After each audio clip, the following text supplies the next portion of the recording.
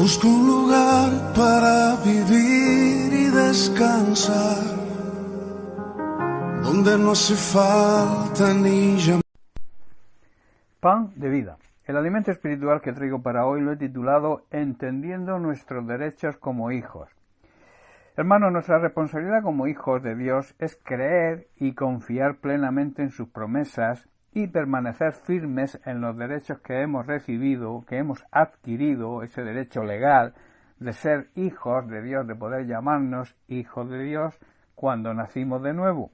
Por tanto, el primer paso es conocer y entender nuestra posición y nuestros derechos que recibimos al dar ese paso. En segundo lugar, el creyente, el ya nacido de nuevo, debe vivir en la confianza y en la fe, basados en la voluntad de Dios, y así poder reclamar los derechos que nos corresponden al pertenecer a la familia de Dios. Y finalmente, la necesidad de mantenernos firmes en nuestra fe para lograr avanzar y crecer en nuestra relación con Dios.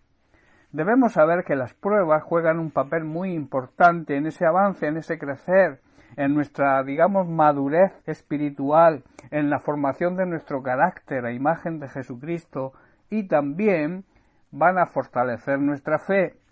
De esta manera podremos manifestar a todos los que nos rodean esa vida plena y abundante que Dios quiere y tiene para sus hijos, para su familia.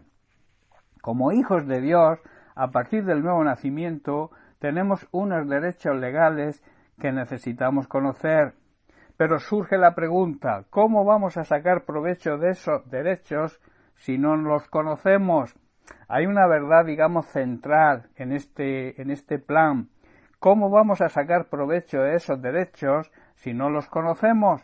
Y esa verdad central es que a partir de que una persona pasa a ser hijo de Dios, Satanás ya no tiene derecho legal alguno sobre esa persona.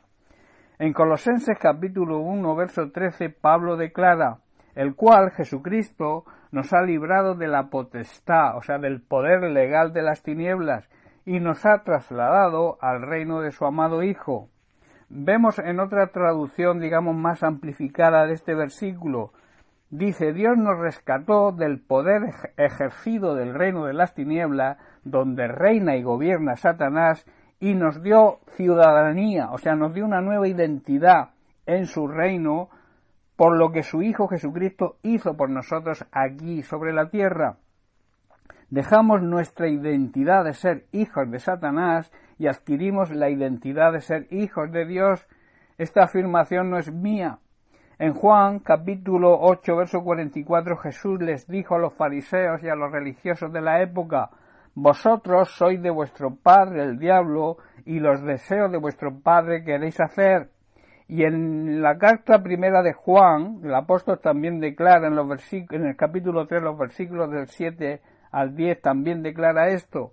Dice, hijitos, que nadie os engañe, el que hace justicia es justo como él es justo.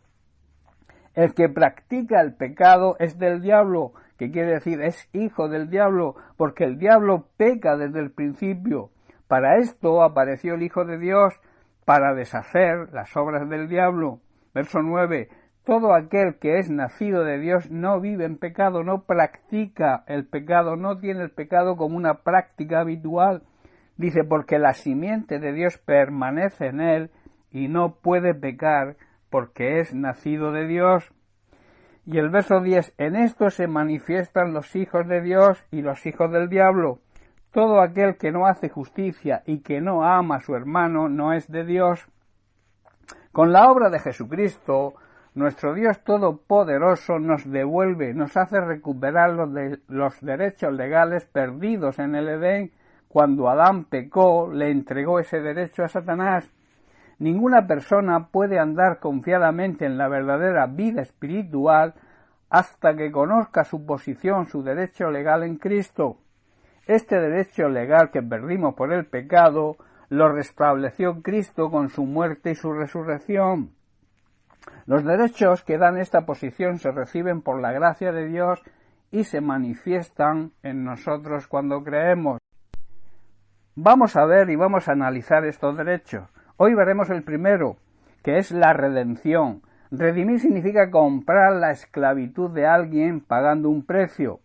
En otras palabras, en nuestro caso, Dios nos compró a nuestro antiguo dueño, a nuestro antiguo padre, que era el diablo, al cual le pertenecíamos por nuestro pecado.